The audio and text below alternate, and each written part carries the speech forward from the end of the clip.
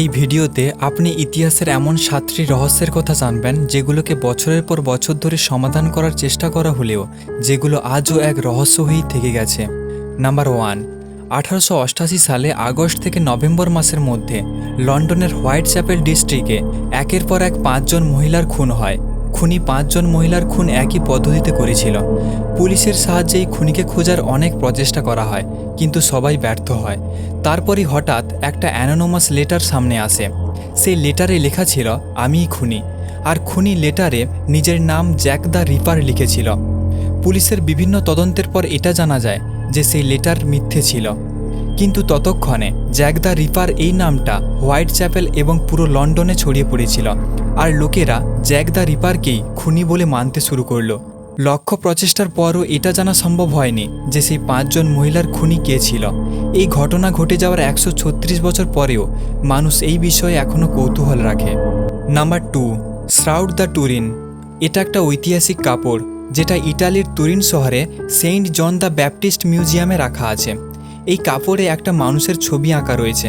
বলা হয়ে থাকে এই ছবিটা যীশু খ্রিস্টের। মনে করা হয় যীশুখ্রিস্টকে ক্রুশবিদ্ধ করার পর এই কাপড়ে জড়িয়েই তাকে কবর দেওয়া হয়েছিল। আর এই কাপড়ে যে মানুষের ছবিটা রয়েছে সেটা যীশুখ্রিস্টেরই শরীরের ছবি। রিসার্চার্সরা এই কাপড়ের অনেক পরীক্ষা নিরীক্ষাই করেছে।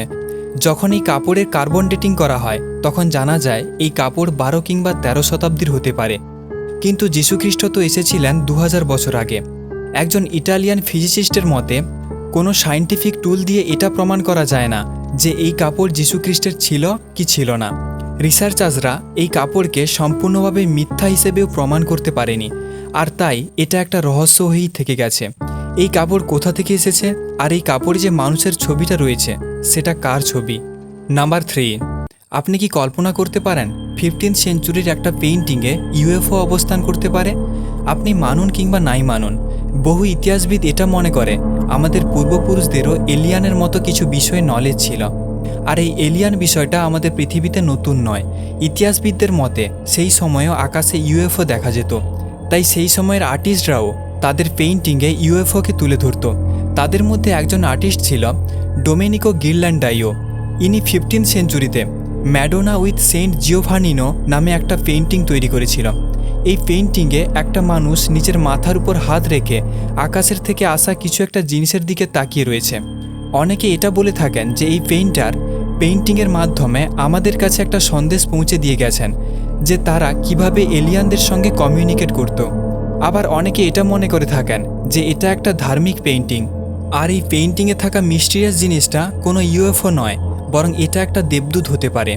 সত্যি কি এটা কেউ জানে না, কিন্তু এই মিস্টিরিয়াস অবজেক্টটাকে দেখে কোনো অংশে দেবদূত মনে হচ্ছে না, বরং এটাকে একটা ইউএফওর মতোই লাগছে। নাম্বার 4, জন এফ কেনেডি আমেরিকার 35তম প্রেসিডেন্ট ছিলেন। 22 নভেম্বর 1963-তে এনাকে প্রকাশ্য দিবালোকে খুন করা হয়েছিল। আর লি হার্ভে ওসওয়াল্ডকে জন এফ কেনেডির খুনি মনে করা হয়। কিন্তু এনার মৃত্যুর 61 বছর পর আজ মনে করা হয় লি হার্ভে ওসওয়াল্ড আসলে হত্যাকারী ছিল না। কারণ যখন প্রেসিডেন্টকে গুলি করা হয়েছিল তখন লি হার্ভে ওসওয়াল্ড প্রেসিডেন্টের গাড়ির থেকে অনেকটা দূরে ছিল। লোকে এটা মনে করে যে প্রেসিডেন্টের হত্যাকারী অন্য কেউ ছিল, যে গুলি চালানোর পর সেখান থেকে ফেরার হয়ে গেছে। এখন আমি যে মিস্ট্রির কথাটা বলবো সেটাতে একটা মহিলা জড়িয়ে রয়েছে। যখন প্রেসিডেন্টকে গুলি করা হয়েছিল তখন তার গাড়ির আশেপাশে অনেক লোকজন ছিল, আর মিডিয়াও ছিল। তারা পুরো ঘটনাটিকে রেকর্ড করছিল। যখন এফবিআই প্রেসিডেন্ট খুনের তদন্তের সময় ফটোগ্রাফ দেখছিল তখন সেই ছবিতে একজন মহিলাকে দেখা যায় যে হেডস্কার্ফ পরেছিল। এই জন্য ছবিতে তার মুখটাকে স্পষ্টভাবে বোঝা যাচ্ছে না। এফবিআই ভাবছিল হয়তো এই মহিলার হাতে একটা ক্যামেরা রয়েছে যার দ্বারা সে সেই ঘটনার ছবি নিচ্ছে। পরে সেই মহিলাকে খোঁজার অনেক প্রচেষ্টা করা হয়, কিন্তু তার কোনো খোঁজ পাওয়া যায় না। পরে এফবিআই সেই মহিলার উদ্দেশ্যে অ্যাপিল জানায় যে আপনি যেই হোক না কেন সামনে আসুন, আর আপনার ক্যামেরায় তোলা ছবি আমাদের হাতে তুলে দিন যাতে ইনভেস্টিগেশনে হেল্প হয়। কিন্তু সেই মহিলা কোনো দিনই সামনে আসেনি, আর সেই মহিলা কে ছিলেন এটাও জানা যায়নি। কিন্তু এফবিআই এটা দেখে অবাক হয়ে যায় যে সেই ঘটনার সময় সেই মহিলার অদ্ভুত আচরণ। অন্যান্য লোকেরা যখন সেই সময় নিজেদের প্রাণ বাঁচানোর জন্য ব্যস্ত ছিল তখনও সেই মহিলা ছবি তুলতে ব্যস্ত ছিল। এটা তো আজও জানা যায়নি যে সেই মহিলা কে ছিল, কিন্তু একে নিয়ে অনেক থিওরি সামনে আসে। আর এর মধ্যে একটা থিওরি এটা বলে যে সেই মহিলাই আসলে খুনি ছিল, আর তার হাতে কোনো ক্যামেরা ছিল না, বরং গান ছিল। পরে সেই মহিলার নাম হয় বাবুস্কা লেডি, কারণ সে নিজের মাথায় যে হেডস্কার্ফ পরেছিল সেগুলো সাধারণত রাশিয়ান গ্র্যান্ডমাদাররা পরে থাকেন, আর রাশিয়ান ভাষায় গ্র্যান্ডমাদারকে বাবুস্কা বলা হয়। নাম্বার 5, অ্যামেলিয়া ইয়ারহার্ট একজন আমেরিকান পাইলট ছিলেন।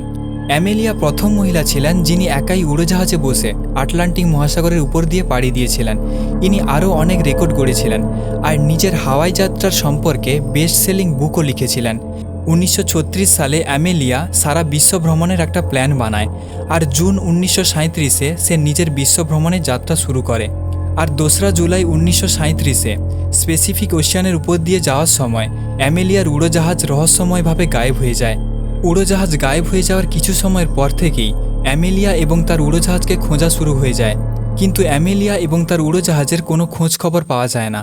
অ্যামেলিয়াকে খোঁজার হাজার ব্যর্থ প্রচেষ্টার পর 1939 সালের 5ই জানুয়ারি তাকে মৃত বলে ঘোষণা করা হয়। আজ এত সময় কেটে যাওয়ার পরও অ্যামেলিয়া এবং তার উড়োজাহাজের কোনো অস্তিত্ব পাওয়া যায়নি। কেউই জানে না যে সেদিন অ্যামেলিয়া এবং তার উড়োজাহাজের সঙ্গে কী ঘটেছিল। নাম্বার 6, রঙ্গরঙ্গ স্ক্রিপ্ট নামের একটা প্রাচীন ভাষা, যাকে আর্কিওলজিস্টরা বছরের পর বছর ধরে ডিকোড করার প্রচেষ্টা করেছে, কিন্তু প্রতিবারই তারা ব্যর্থ হয়েছে। যদি আমরা কোনো প্রাচীন ভাষাকে বুঝতে পারি তবে সেটা থেকে আমরা আমাদের প্রাচীন দুনিয়া সম্পর্কে অনেক কিছু জানতে পারবো, আর ইতিহাসের অনেক রহস্যের থেকেও পর্দা সরে যেতে পারে। রঙ্গরঙ্গ স্ক্রিপ্টকে ইস্টার আইসল্যান্ডে 19 শতাব্দীর শেষের দিকে ডিসকভার করা হয়েছিল। আর এই ভাষাতে 120টা সিম্বল রয়েছে। এই সিম্বলগুলোর মানে কি কেউই জানে না। এটা মনে করা হয় 1860 সাল পর্যন্ত ইস্টার আইসল্যান্ডের মানুষ এই ভাষাকে ব্যবহার করত।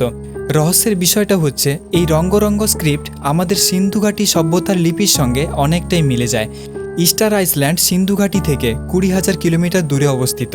আশ্চর্যের বিষয় হলো দুটো আলাদা আলাদা জায়গায় জন্ম নেওয়া ভাষা একে অপরের সঙ্গে এতটা কিভাবে মিলে যায়। দুটো ভাষাকেই আমরা এখনো পর্যন্ত সমাধান করতে পারিনি। নাম্বার 7, পেরু দেশের রাজধানী লিমা থেকে 350 কিলোমিটার দূরে অবস্থিত নাজকা মরুভূমি। এই মরুভূমিতে 80 কিলোমিটার বিস্তৃত জায়গা জুড়ে এক ধরনের বিচিত্র বিশালাকায় লাইন আঁকা রয়েছে। একে নাজকা লাইন্সও বলা হয়। এই রেখাগুলোকে 2000 বছর আগে আঁকা হয়েছিল। এর মধ্যে 800টি স্ট্রেট লাইন, 300টি জিওমেট্রিক ডিজাইন আর 70টি রেখা এমন রয়েছে যেখানে পশু, পাখি ও মানুষের আকৃতি আঁকা রয়েছে। এই আকৃতিগুলো এত বড় যে মাটিতে দাঁড়িয়ে এগুলোকে বোঝা যাবে না। এগুলোকে বুঝতে হলে আপনাকে উড়োজাহাজে বসে 1000 ফুট উঁচুতে যেতে হবে, তবেই আপনি পুরো আকৃতিটাকে দেখতে পাবেন এবং বুঝতে পারবেন।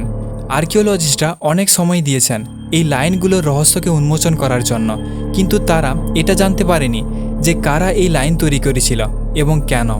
সেখানকার মানুষের মান্যতা অনুযায়ী এটা কোনো মানুষের কাজ নয়, এটা কোনো ভিন্ন গ্রহ থেকে আসা জীবের কাজ।